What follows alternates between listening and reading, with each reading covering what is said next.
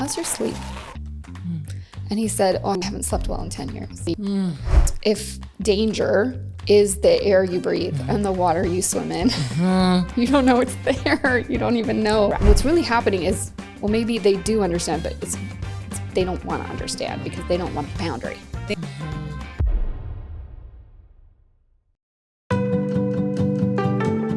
Welcome to the Create Today podcast. I'm your host, Karen Stanley, certified rapid transformational therapist and hypnotherapist. And my passion is helping women heal from the past and learn how to create the life they love one day at a time.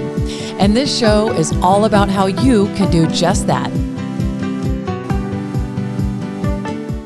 My guest today is Marianne Drew, a holistic nutritionist and a life coach and a relationship coach. And I'm really excited to have you here, Marianne. Thank you so much. I'm excited to be here. Thanks for having me. Too. We're going to talk all about relationships. In this episode, we're going to focus on relationships as couples, people who are already in couples, because we could talk about what single people can do. And I think that should be a whole nother episode. So maybe we'll do part 2 at another time. Let's help the singles out. Sounds like fun. Obviously my jam. But this one, I like to focus on people who are already coupled up. And I know that from what I see in my practice and my clients, communication is a really tough issue. And what do you think in your practice and all the clients and the couples that you help? What are some of the most common root causes? Because I think most people don't understand, I have trouble with communicating with my husband, but they kind of just search for strategies without uncovering the root cause. Yes. Oh my gosh. I can talk for a long time on this. Yeah. So this kind of reminds me of a conversation I had a couple of months ago with a gentleman who was really interested in coaching with me. And he'd read a lot of books already, personal growth. He'd been to a lot of therapists. He'd been through a lot of courses. And he knew a lot of the strategies, right? But he couldn't access them readily when they mattered. Yeah. And so then I asked him, how's your sleep? And he said, oh, I haven't slept well in 10 years. And I said to him, I cannot help you until we fix your sleep. And by the way, you're off the hook for beating yourself up now for not being able to access all the strategies that you've learned in the heat of the moment when they matter. Wow. Because when we can't sleep, we can't think. And we cannot mediate negative emotion. I mean, think about it. If you've been around a toddler who hasn't had a nap, you can set your watch by it. You can. That tantrum's going to happen. And we're not that much different. So people who are not sleeping, and we know that, all of the chronic problems with sleep are on the rise and have been on the rise. Sleep apnea is on the rise. Insomnia, you name it. And so that's a big root cause. So a lot of people don't like to really acknowledge it, but our physical health is a huge root cause of a lot of our relationship dysfunction. And then, so glad you said that. I don't think most people think of that. I'm having relationship problems, but when's the last time you had a nutritious meal? When's the last time you took a vitamin? When's the last time you went to the gym? What's your BMI? What's your, all of the things that help your physical body. Yes. Wow. Yeah. I'm so glad you said that. And vice versa. So in my case, I've just become more acutely aware of the reality that my relationship survived crisis. And a big reason why it survived crisis was because I was taking care of myself, because I was eating nutritious food, because I was going to the gym regularly. And I don't know that it would have had such a great, a result if I hadn't been. But I was really healthy. I was eating really well. I was taking care of myself. And when my relationship was going through crisis, I was sicker than I've ever been. Wow. I was more chronically ill than I've ever been in my whole life. And I didn't connect. I was naive to the stress, the mental, emotional stress was causing symptoms in my body. And so I tried to address it with all the physical remedies, herbs, and, nutritional supplements, the acupuncture, chiropractic, like all the things. Yeah. And nothing really helped. And then once we were able to face the cracks in the foundation and, really face head on the problems that were at the root of our dysfunction and turn things around, my body healed very quickly and completely. Wow. And so that was a big wake up call for me as a nutritionist, health coach, you know, and then, you know, the strategies that I had learned in my own relationship, I was able to help with clients just as they came up. It wasn't like a main focus yet. And so a lot of clients who had uncontrollable weight gain or stubborn weight loss or symptoms, I would dive deep and find a really dysfunctional relationship that was stressing them out. And I'd apply what I learned in my relationship, and lo and behold, the symptoms would lift, the weight would come off. So they affect each other. Absolutely. It's so great to remind everybody, you know, it both ways, and in all ways, we have to keep taking care of ourselves. Sorry, kids, you have to always take care of yourself, unfortunately. First. You have to do it first, right? Okay. So then we identify the root cause and we take care of our bodies. We get the sleep that we need and nutrition that we need. Then we can think. Yes. Like brain fog is a big complaint for a lot of people these days. Absolutely. If you have brain fog, you can't think. You can't, you know, go to the grocery store and get everything in one trip. You have to keep on going back and forth. Yeah. Oh, I feel attacked. Just kidding. I use Instacart. Oh, nice. I hate grocery shopping. I hate it too. It's my least favorite chore. Totally. Sometimes I have an emergency and I have to go and drop it by the store, but I can never do it in one trip. So we're able to think, and we calm. You're also talking about calming your nervous system. Yes. Once you reduce the inflammation in your body, your nervous system also reduces the inflammation. Right. Okay. Then what comes next? And everybody is different and everybody's relationship is different, obviously, but there are some similarities you must see. And the most common thing that is the hardest for men and women too. It's poor emotion regulation. Emotion regulation. Okay. Because when we're triggered emotionally, we cannot think with our frontal lobe, our rational reasoning, most evolved part of our brain. That's our less evolved part of our brain, our limbic system. That's our fight or flight. That's our I'm in danger. I have to look for threats, even if they're not there. And, you know, make mountains out of molehills. That kind of hypervigilance that happens when our nervous system is activated like that.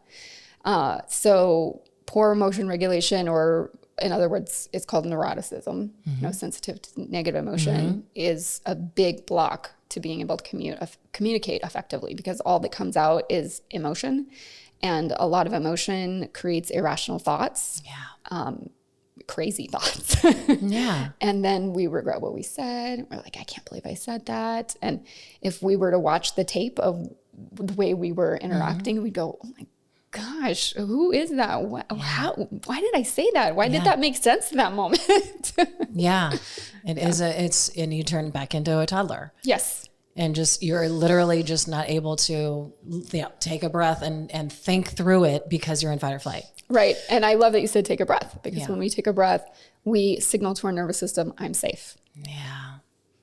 A lot of my clients have a hard time just feeling safe. They have been in fight or flight for so long without even knowing it. So what are some ways that people could identify whether they're in fight or flight most of the time? Maybe somebody is not really realizing it, that they are. That is such a great question, Karen, because, you know, if danger is the air you breathe and the water you swim in, you don't know it's there. You don't even know any kind of contrast. And in this dual reality that we find ourselves in, the point of greatest awareness and consciousness is the point of highest contrast. So that's why with my clients, I always recommend a daily ritual to start your day with positive emotion on purpose, creating positive emotion on purpose. So whether that's writing down what you're grateful for, that's always the best way, in my opinion. Doing one little thing that's very loving towards yourself, creating positive emotion, playing with a puppy, or, you know, something that brings you joy. Exercising, endorphins create positive emotion without us even really trying with our minds to do it. It's true. And so that starts your day with positive emotion. So if you have a switch to negative emotion, then you have the contrast, and you can notice, oh, I feel I've lost my peace, essentially, is what that is, and to know that this need not be is really the key. I need not lose my peace here. And then I would say, and doing that daily is training your brain to say, this is okay. This is safe. This is center. It's safe to feel okay. Yeah. Yes. Yes. That's something people don't sometimes, they're very surprised to find that out. Yes. Like, that they're sensitive to feeling okay. Yeah. Like I'm not worried about anything and I don't like that. Yes. I feel weird. That I don't reminds know me what's of an episode happening. of Sex in the City. Oh, I don't know if I saw it. Show? I did watch the show, but I don't know about this one. She was with the main character, Carrie, was in a stable, loving, mutual respectful relationship. And she woke up in a start and going, something's amiss. What's wrong? And she started shuffling through all her stuff. And she's like, I hadn't even missed a dental cleaning. Like, what was wrong with me? And then she realized, oh my gosh, I'm in a grown-up relationship. Yeah, it's foreign. Yeah. Okay, awesome. So I love that. Plant the contrast. And so also so that you can get used to that and so that you can calm your body. It's all habitual. It's all neurotic pathways. And we need to create the new neural pathways. Right. Our whole brain is based on patterns. Yeah. Right. And if you have 100%. That, the air you breathe is fight or flight, then that's a pattern that has been created over a long, long time. And in order to cancel out that pattern, another pattern has to be done. And it's like homeopathy, right? Another pattern in the other direction, just as long. And one of my coaches, and I'll never forget it, I'm so glad she said this to me. She said, Marianne, you can't walk 5 miles into the middle of a forest, turn around and expect to walk out in 2 miles. It's so true. That landed on me. I was like, oh. 9 miles in, 9 miles out, then in. Yeah. I had a friend who said that to me a long time ago too. When I hurt my knee. It's like, it just takes time. There's nothing you can do to speed it up. Nothing. And isn't that so kind for people to tell us the truth? So nice. Yeah. Okay. So what happens when you have like, I don't want to journal. I've already tried that. I can't meditate. I can't, it's like these beliefs that people have that I have all had at one time too. I remember in my late 20s and early 30s trying to do meditation and I spent $1 jillion on these CDs and I told myself I could not do it. I know what's happening now, but there's also some ways that we can help clients who just have a really hard time changing, developing a new pattern or developing that. I can't even imagine, starting my day in a positive energy. I've got alarm clock goes off. I've got 10 minutes to get, my son ready and get out the door and we're always late. So it just takes one small thing. So if it seems big and overwhelming, then that's not your thing. Yeah. Right. So it has to be one small thing. I was coaching last night and I was explaining to this person that love is all encompassing. That means it doesn't have limits. It doesn't have boundaries. It doesn't mean that you show love to everyone except for you. Love includes you. So if you're not acting towards yourself with love, then what you're doing is codependency. It's not love. So what is one loving thing that one tiny, seems so easy to do, you don't have any resistance in your body when you think about doing it, or very low resistance when you think about doing it. And she said, when I feel hungry, I'm going to feed myself. I'm like, okay, yeah. I mean, it seems so basic, but everybody is where they is and where they are, and then they have to start where they are. Exactly. And that was just that one little thing. And so for that example with, alarm goes off and my son, I have to get him going. 10 minutes earlier, get up a little, not a half hour, not an hour, not the 5 a.m. club, right? But a little bit earlier to set your day intentionally and not responsively or reactively to whatever's going on in your environment. That's empowering because then you feel like you're the one in control instead of, being the victim of your environment. Yeah. Brilliant. There's so many things that happen neurologically when you get up and you make a different decision. And it's even that tiny of an amount. Yeah. It's funny you say the 5 a.m. club because I'm in it now, but I remember. How long did it take you to get there, right? A long time. It's not my favorite. Oh, it's still not my favorite. Most people in the 5 a.m. club will say that. Yeah. It's not, I don't really get out of bed jumping for joy that it's, 10 till 5 and I'm going to the gym. Yeah. And I remember when I first started because I had, I was a new single mom and my sister lived with me. So I thought that's the only time I'm going to be able to actually exercise. And I had a babysitter. She wasn't at work yet. So I could leave and do the 5 o'clock class, get home at 6, and then start the circus. Yep. And so the only reason why I even add that is that if it seems insurmountable, if it's something that seems like I'm never going to get used to this, it just takes time. Right. It just takes time. It does. And you got to be patient, and you have to believe in the power of your own will, because that is way more powerful than motivation. Motivation is not going to create a habit ever. Yeah. And a habit is not created overnight. None of the things that we do the mind learns by repetition. Right. So that's the only way to learn. How you've learned every single thing else, every neural pathway, every thought, every reaction. Yeah. When I was going through my holistic nutrition certification, I remember being a little bit annoyed at my trainer for saying the same things over and over and over. And I was like, yeah, I get it. Guess what I remember? The things he said over and over. It's so funny. Yeah. I had a history teacher. She's like, you are not graduating unless you know the Civil War was 1841 to 1845. I'm like, all right, you know how many people don't know the exact years of the Civil War? I thought it was still 1865. No, 41. It started, no, 61 to 65. See, I already forgot. Okay, that was a terrible idea. So World War II is 41 to 45. Oh, yes. World War II, yes. Okay, so I already forgot. Sorry, Miss Dobbs. But I knew what I meant. I said it wrong. I'm a history nerd too. I love that stuff. I know. I'm actually reading a book right now called Family, Sex, and Marriage in Early Modern England from like 1500 to 1800. And it's fascinating. It's giving me an interesting context for just marriage today. Oh, yeah. I'd love to. It's very interesting. Yeah. Oh, but bringing the, the taking care of yourself into the context of like a relationship. Yeah. If, most people are pretty well matched for most of the time they're together. Like they have the same kind of mindset, the same kinds of routines. They have the same the same a lot. And so when one person starts to take care of themselves by getting up earlier and taking care of themselves, things start to change in the relationship just from that one thing. And it creates tension. And it creates what I call the pull apart, because it makes the other person's mediocrity that much more uncomfortable. They know that they could be taking care of themselves better. But it's easy to ignore when misery loves company and everybody's doing it together. So that will happen. And that is necessary. That's the first step if you are in a relationship that you're finding intolerable, that you know needs to grow. It's taking care of yourself. It's doing things that you haven't been doing that take care of yourself. And while that will feel really good for you, it will feel bad for the relationship. And that is normal. That's supposed to happen. So glad you said that. Okay. So is that a very common trajectory if that one of the couple or both of them don't have a habit of taking care of themselves? Oh, yeah. Okay. So that's a very common thing. And then you may work with one of the partners, and then they start to make changes to their health, their diet, their routines. And then their mindset starts to change. Yeah. And their attitudes start to change, and the way they relate start to change, and the other partner pushes back. That's normal. Okay.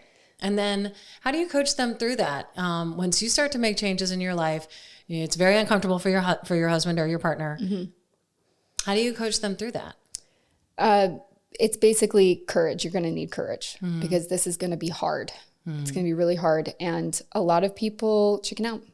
They chicken out and they quit and they go back to being who they were. I was coaching somebody just a couple weeks ago, and she said, I was going to therapy and I felt better, but he didn't like how I was changing.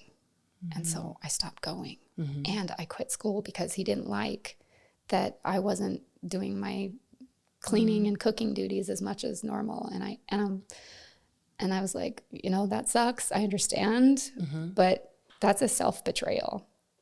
And we have to start with forgiving ourselves. That's one thing I know about healing. Forgiving ourselves helps a lot. Well, let's talk about that. Why do you think that it's so hard for us to forgive ourselves to begin with? Why do you think it's so difficult? Because I think it gets drilled into us when we're kids, when we're being corrected, and when we're being corrected harshly. And that, I think that's just, even if we had great parents, we all have an ego, and we all have a personality that we develop, and we have to in order to transcend it. And that's just the thought system of the ego, to find fault wherever there can be found, to find blame wherever it can be found. And it's pretty easy to find it in ourselves. Yeah.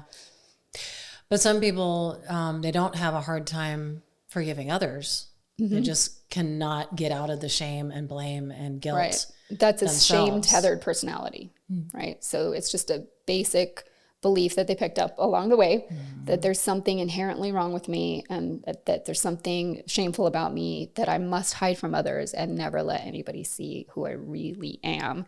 So we go about having really superficial relationships because nobody really gets to know the real us when we have that situation. Yeah. Because we're hiding who we are. They right? don't want to show it. Yeah. And so we deny our needs. And so people don't even really know how to love us because we don't know how, we don't know who we are. And then we can't communicate that to another person. So another person can't trust us. They always have this sense of uneasiness underneath, like, oh, I feel like something is underneath there that's going to come out if I let my guard down, because there's something being hidden. Yeah. Yeah. That's really interesting. Okay. So do you talk through that with clients about how to baby step your way into vulnerability and how to how to expose little bits of yourself at a time, and what really helps? What really helps when people are so afraid to reveal who they really are? It takes just tiny little tiptoes in the direction of being vulnerable and having the courage to be vulnerable. And that is a spiritual journey. There is no bones about that. That is a spiritual journey. And people who are not willing to take that journey concurrently, they don't do very well.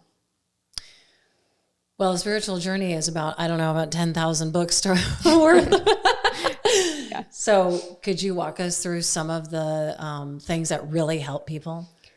Well, there's some great books out there, but but it's first, like I said, is when you have noticed that you've lost your sense of peace, to recognize this need not be, right? And then being willing to recognize that I've lost my peace, not because of something out there, but because of something in here, because of perception that I have chosen. And so I'm willing to see things differently is the next thing. And if you're willing to see things differently, then the things you're dealing with actually change. And then you're able to respond instead of react. And you're not only if you're going to surrender your own perception, which is leaning on your own understanding, then you have an empty space for a more enlightened perception to enter. And that rarely comes from yourself, in fact, ever. That's not going to come from you. That's going to come from your higher power, whatever you want to call it.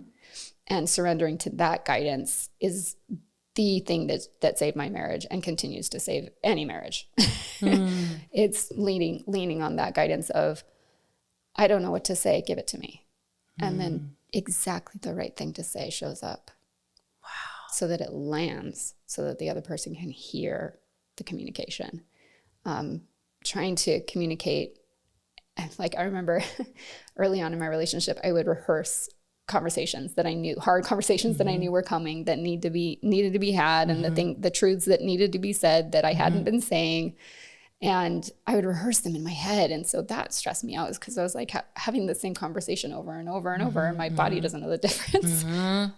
But I came to a point where that was exhaustive, and it wasn't as effective as just surrendering to that guidance to tell me what to say, to help me to know what to say. But I had to have a clear mind. I had to have a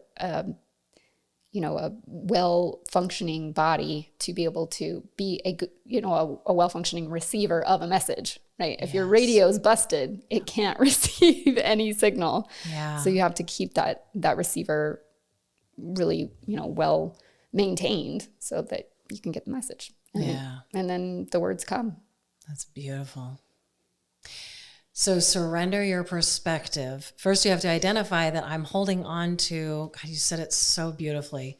What did you say? I identify that you are holding on to a perspective. Yeah, a perception that has caused me to lose my peace. Yes. It wasn't something out here. I lost my peace because of the way I chose to interpret what was just done. I chose to interpret this way, and then surrender to that and look at other possibilities.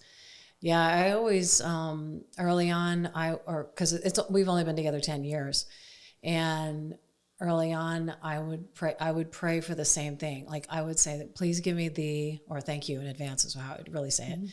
The right tone and the right timing and the right words. So it's not just the words. Sometimes I'm saying what's on my heart and I think I'm communicating so well and it's not being received because of the way I'm saying it. Yeah. I'm too short or too, or your facial expression. Could be my face. Yeah. For whatever reason. And so I would always pray for the right time. And then I would just kind of wait because I knew I wanted to have a really hard conversation. And it's interesting that you say that, because I've seen that in my own life where that really does present itself in another time, a couple days later. It could just, then I could just let it go because I know I'm going to be guided to the right time. Right. And then when my nervous system is regulated, yes, and then we can speak from the heart. How do you help people get more courage? That can be done outside the realm of the marriage, right? Or of the relationship. It's doing things outside of your comfort zone. Most people in our very comfortable modern era, we've lost our edge. We've lost our sense of adventure. We've lost our risk taking that we had in our teens and early 20s. And so it's taking those little risks to do things that you don't normally do, or do things that you've always wanted to do, but you always kept yourself from. And just practicing in the realm of your own personal sphere can help you have courage. And then just feel the fear and do it anyway in both spheres, right? Right. Just having 20 seconds of insane courage to feel the fear and do it anyway. It does work. So you have clients just pick other things that also require courage that have nothing to do with building relationships. A business, or I have a client that has a business and she has a first-time business owner and she inherited a team and she'd never been in leadership before. And so this was a huge going beyond her comfort zone and just saying things with courage and standing up for herself and standing up for her team. And it's been amazing to watch her blossom. And then we're working on the relationship too, but that's kind of concurrently. And she's becoming so empowered from taking those risks and feeling the fear and doing it anyway that it's translating into her relationship too. So cool. Yeah. That is so cool. How fun. What are some other things that come to mind as far as communication that you've seen and things that you have found? Is there anything else before we move on? Is there anything else we didn't cover? Well, so silence is oh gosh, there's so many things. So just one at a time. We have time. So I'm a fan of Jordan Peterson, and he says to make yourself dangerous. And that doesn't mean physical danger always. It means be articulate, learn how to be articulate, and you will be a formidable force and you'll be able to hold your own in hard conversations and not get railroaded or, steamrolled or whatever analogy you want to use. Or just chicken out and stop. Yeah. Oh, absolutely. And so becoming articulate is a skill that you can build, right? Some of us are not so language proficient. Some of us did better in math, and that's okay. It's okay. But you can still get better at it. And then one of the things that I've noticed in communication is the power of not talking. I coach on this a lot, actually. So my clients in their toolkit, they get this diagram, and it's red, yellow, green circles. And it kind of tells you where people are at emotionally and psychologically. So if they're showing the outward signs of fight or flight, they can't process language. I mean, anyone who's tried to rationalize with a kid who's having a full-on tantrum, they can't hear you. They can't have a conversation. They can't even process what you're saying. You're saying it and they go, what did you say? Like they can't. So it's so important to recognize those signs of the person that you're dealing with and shut up. Really learn to shut up. And this is hard for women, but not always. Some men are the pursuers in the relationship, but we just have to learn to shut up and you let our body language do the talking. So if somebody's really triggered, you want to just stand there in presence and not run away, because that feels like an abandonment. Now, the reason people mostly run away from conflict is because they can't tolerate, or they choose not to tolerate, the emotional tension that they're in. It's uncomfortable, right? Definitely uncomfortable. So then somebody feels ends up feeling abandoned, right? So being willing to have the courage to sit in that emotional tension is big for a lot of people. Yeah. And just not talk and wait while that person regulates, while you regulate, right? And then wait for the cues to see when it's safe to move a little closer and maybe put a hand on a hand or put a hand on a knee or on a shoulder and just be with them while everybody calms down. It's so powerful just to not talk. Wow. And another part of not talking, this kind of goes the other direction, is a lot of people get into this argument pattern where somebody's setting a boundary and the other person goes, well, why? Right? Because I'm not used to this boundary. Yeah. Well, why? Explain it. I don't understand. And the other person tries their best to explain it. And they're being as articulate as they can be. The other person goes, I don't understand though. I don't get it. Explain it to me again. And they go back and forth, explaining and not understanding. And what's really happening is, well, maybe they do understand, but it's they don't want to understand because they don't want the boundary. And so the person who is being pulled into this back and forth, their job is to shut up. They've explained it to the best of their ability, and no other tries are going to make it better. It's just shut up. And the other person's going to do character assassination and try their best unconsciously. This is all unconscious manipulation to try to get them back engaged into the back and forth so that they get exhausted, so that they drop their boundary. And so the job that you just got to shut up and then realize, oh, okay, this boundary really is there and there's nothing I can do about it. And I'm just going to stop. It works with kids too. Yeah.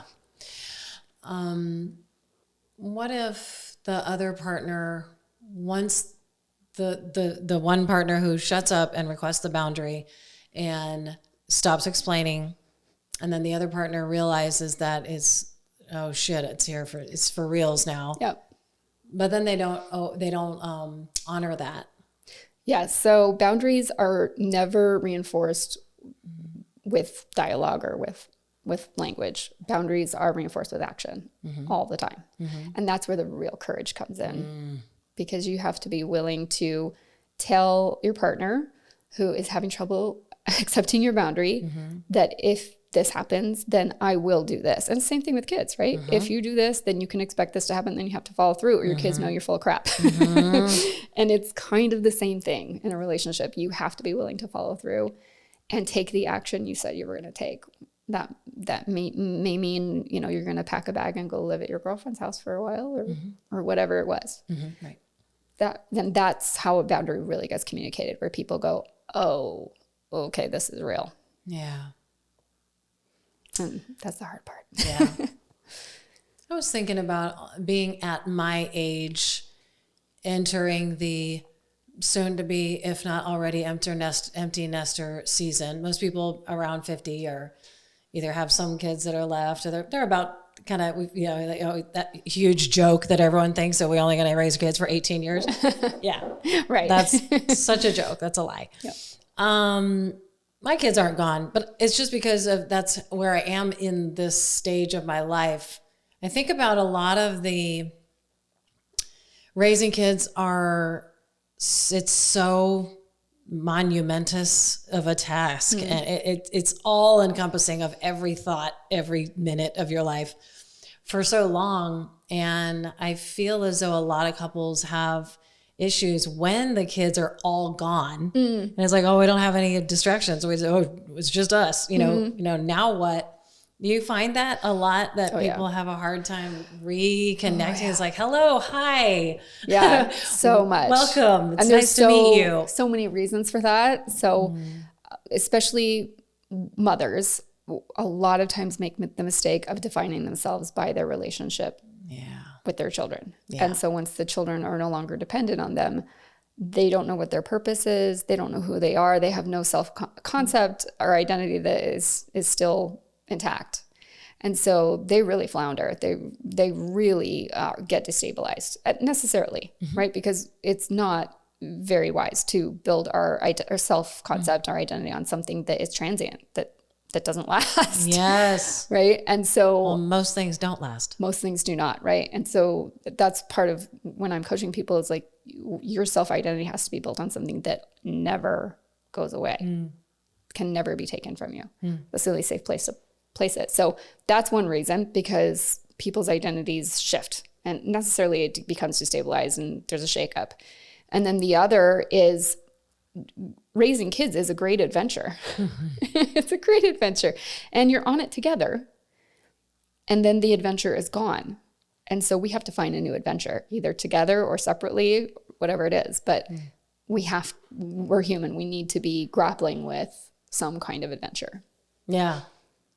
My husband just talked to his buddy just now. He was just telling me he bought a house on a golf course and he golfs 3 days a week and, just do whatever I want. And I'm like, that sounds terrible to me. Like, that actually sounds like hell. Yeah. Golf takes too long. I'll play it with John. I told him I will. 6 holes. But that's not appealing to me at all. I mean, and even my husband, he's 68. Nobody can even believe he's still working. He's like, well, because I'm not going to just golf 9 days. I have to have a purpose. I love what I'm doing. I'm making a difference. And so we talk about that all the time. Like, what are we going to do when everybody moves out? We can do whatever we want. What does that even look like? I'm like, I don't know. Start kind of imagining things now. Maybe not taking action, but sort of exploring in your mind, like, what would I want to do? All the time. What has sounded interesting? Have some land. We could go blah, blah, blah. We could go to this. We could be a pig farmer or something. No pigs. No pigs. Thanks. Just there's so many, possibilities, but I didn't think of that as purposely creating a new adventure. Like, we are not going to just sit somewhere and like watch TV or I'm going to work. I can work from wherever I am. I can do sessions just like you can. I'm never quitting. Yeah. Me neither. And we know statistically when people retire, it's a short walk 5 to years. the grave. Yeah. It's 5 years. That's the average. Yeah. So we knew that. And so I think that's really important to think of it that way. Not, it's just us. Now what are we going to do? What adventure are we going to go on? Yeah. What are our dreams? What do we really want to see or do or help or? And that's a huge difference. People, when their kids are leaving, they have this huge grief and they have a really tough time. In a mental hospital. And then some people just throw a party. They're like, the last one's gone. Wow. I can't imagine that.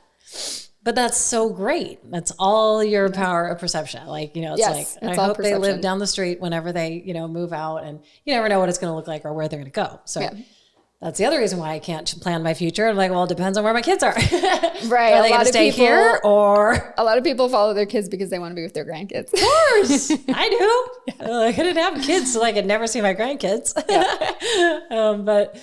And it was special in my kids' lives to be close to their grandparents just for a short amount of time, not the whole childhood, but they were here for several years, like I think 6 maybe. So from maybe like 3 and 5 to like, I think 9, 11. Oh, that's a great age. It was to be like with your perfect. grandparents. Yeah. And they helped me so much. And I had gone through a divorce, and thank God for my mom and dad. Yes. And so that's a really good way of thinking about that.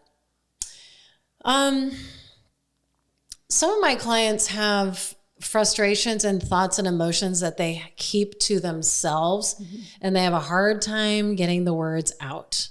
What's your response to that? And what are some things that can really help people? There's a lot of ways to open up what's called the throat chakra. So, and you'll know if there's a lot of indications that let you know that you're not saying what needs to be said, and you'll see that in your body, right? So you'll feel tightness in your throat. You'll get a sore throat often, or you'll feel parched.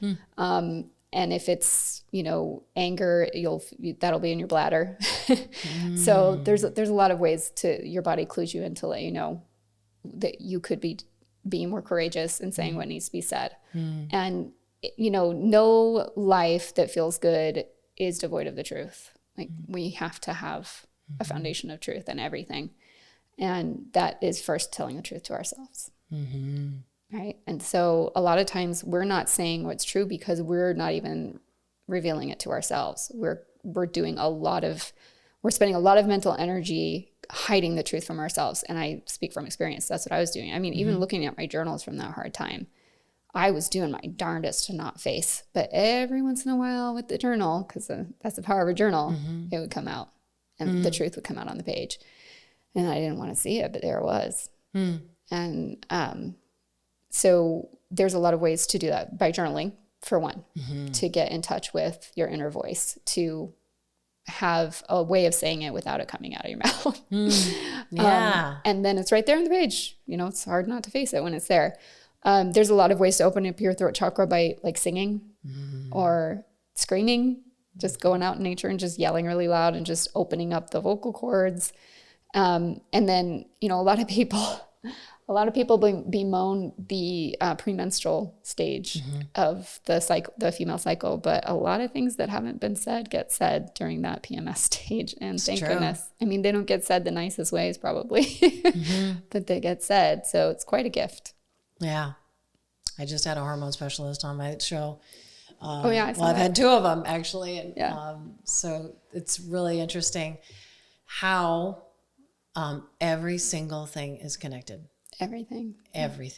And the sooner you realize that and really think about that, if I'm having an issue over here, there's about probably 100 things over in these areas that are contributing to that challenge in this area. Yeah. And we can help ourselves reduce challenges, but also increase our courage, you know, regulate our nervous systems, that we really need to get that true intimacy that everyone wants and everyone deserves, whether they say they want it or not. That we are human beings. It's something in us that draws us to it. Absolutely. We can shove it down, I guess. I wouldn't recommend that. It makes you sick. It made me very sick. Interesting. Yeah. So what kinds of things were you shoving down? Just your emotions or my your emotions, thoughts? just how you felt about things, angry I was, how betrayed I felt. And I didn't know how to articulate it because I didn't know, if not this, then what? Yeah. Because, I mean, let's face it, the model for romantic relationships in the United States today is codependency. And so when I awakened to just how not loving that is, I was like, okay, well, not this. Well, then what else? Now what? What is there? I didn't have a model for it. I didn't have anybody in any kind of example. Most of us did not. Yeah. So that was quite a journey to take it one day at a time. Yeah. And figure out what is not that.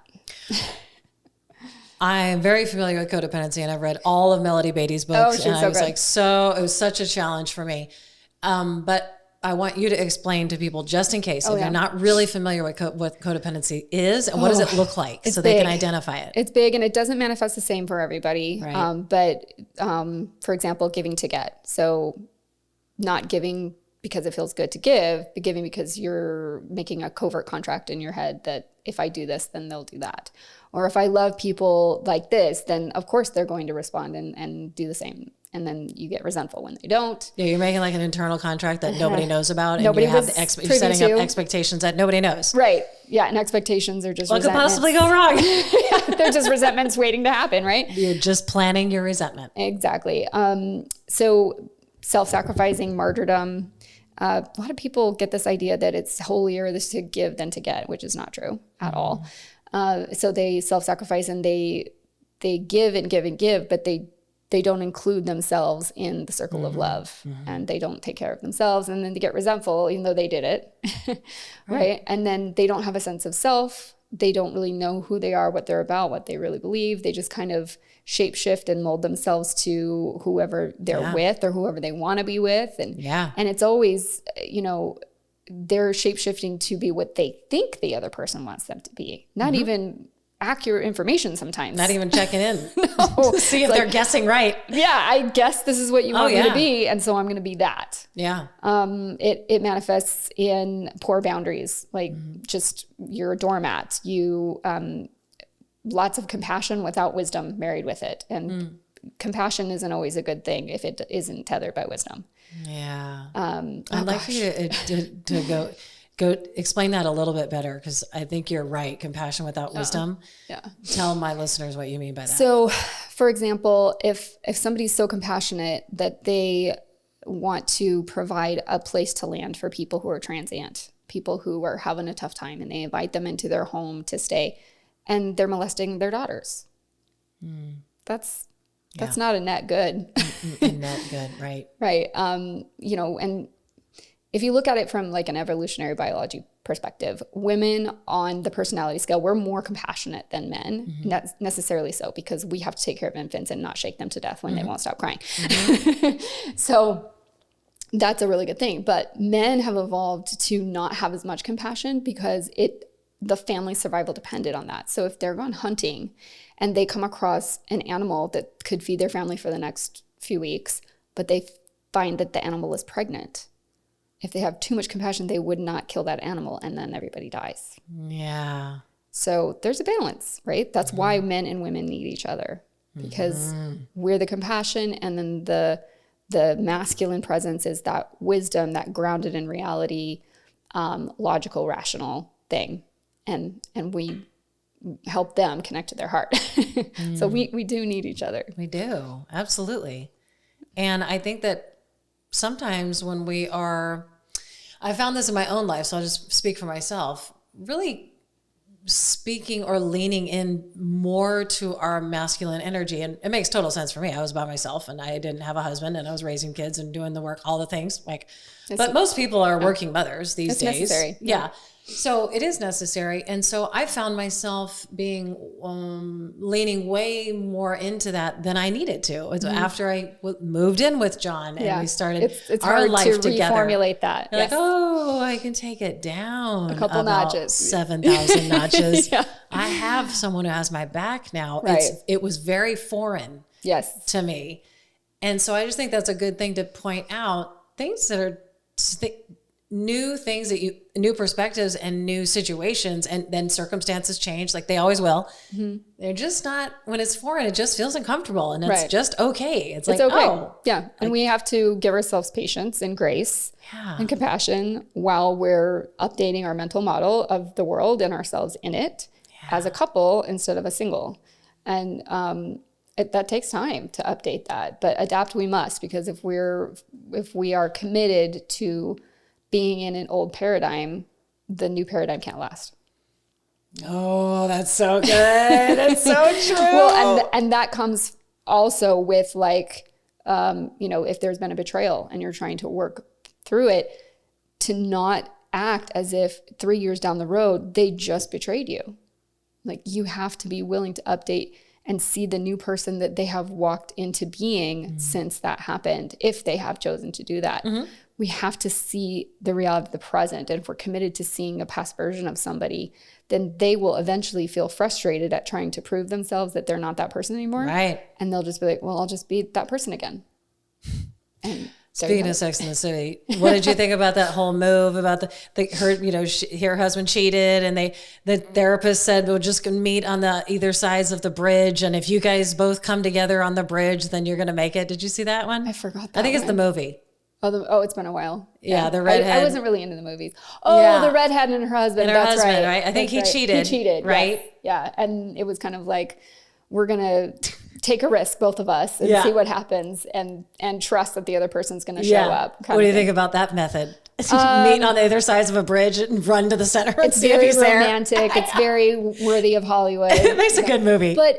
But in the microcosm, we're doing that every day. We're meeting each other on a bridge, and we're kind of going, are you game? And a lot of people don't realize that, when you're rebuilding a relationship, when you're rebuilding trust, which takes a long time, a lot of people don't want to realize it takes a long time, like 3-4 years to really rebuild after a betrayal. Okay.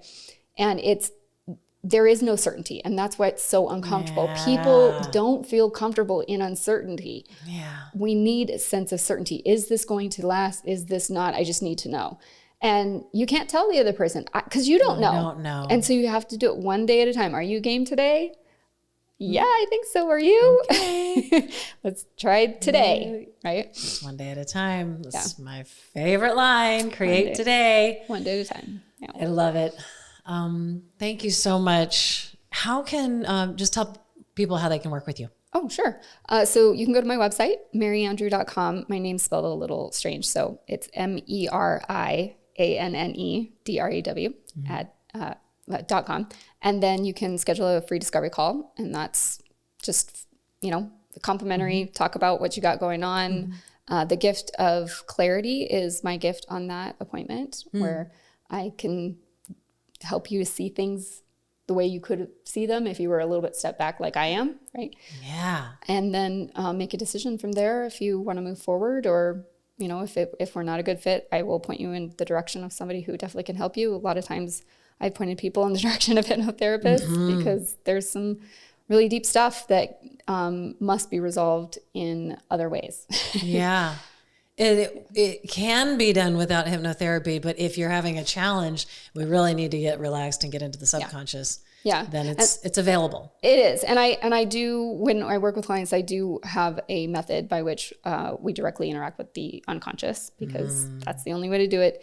You can't access those deep, deep traumas with the conscious mind. There's this wall up. And so you have to access through the body.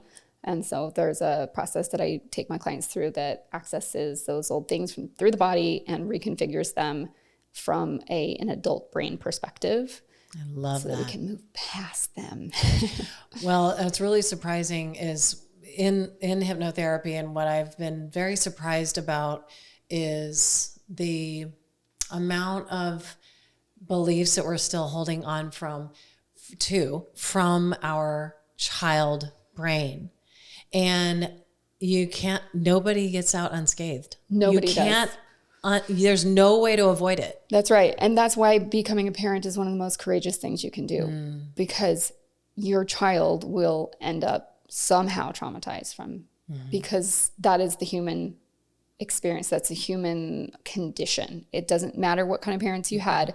And some of the most amazing people that we venerate, like Oprah, they had awful childhoods. And they're these really courageous, heroic people.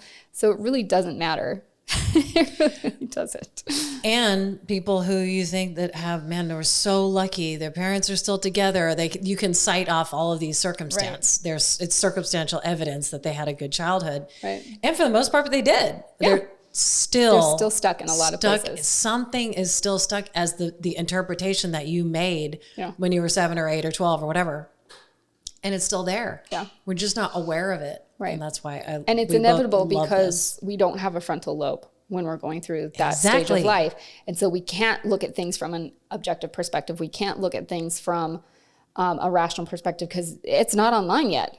And, the child brain is a very self-centered, egocentric brain. So it's always going to interpret things from the place of how did I cause this, or how is this about me? And so many things in the world are not about you. No, I know.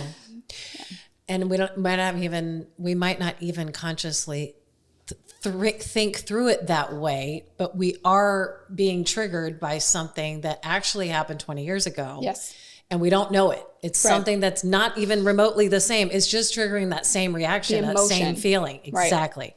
So I just think it's really helpful, I think, for just people to start building that awareness muscle. Mm-hmm. What is it? What is it that I'm thinking? And what is it that it's triggering me? When I go into fight or flight, what just happened right before that? Right. What was I thinking? What did I see here? Yeah. And what was I feeling? Yeah. And even just journaling it. Am I responding to the actual circumstance, or am I reacting to the emotion that I don't want to feel? That's a big one. Yes. Because a lot of times we're not, in a lot of my clients and in my own personal life, I didn't even realize it was okay for me to have other emotions besides happiness.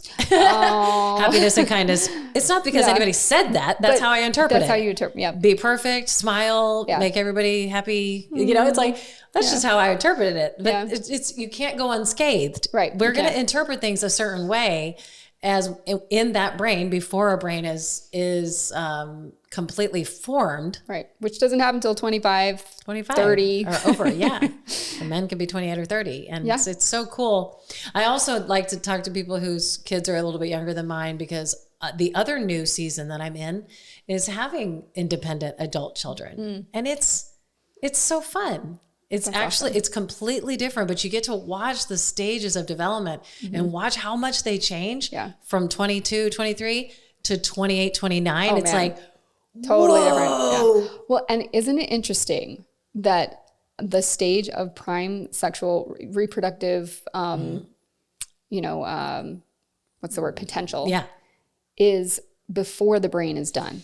Oh my gosh. It's So like, I mean, we would not have survived probably if we were using our rational brains before we open our legs. Because we would do it a lot we'd be less. extinct. Like, who said having kids is a good idea? Right? Yeah, it's so true. It's so great. Well, I really appreciate you being here. Thank you so much you. for donating your time and wisdom. Yeah, it's a great conversation. I love talking about stuff like this. Me too. All right. Thanks so much. Thank you for being here and listening to my show. If you got any value at all, it would mean the world if you shared it and left a review. Remember, the only way to create the life you love is to take it one day at a time. Create today. God bless you.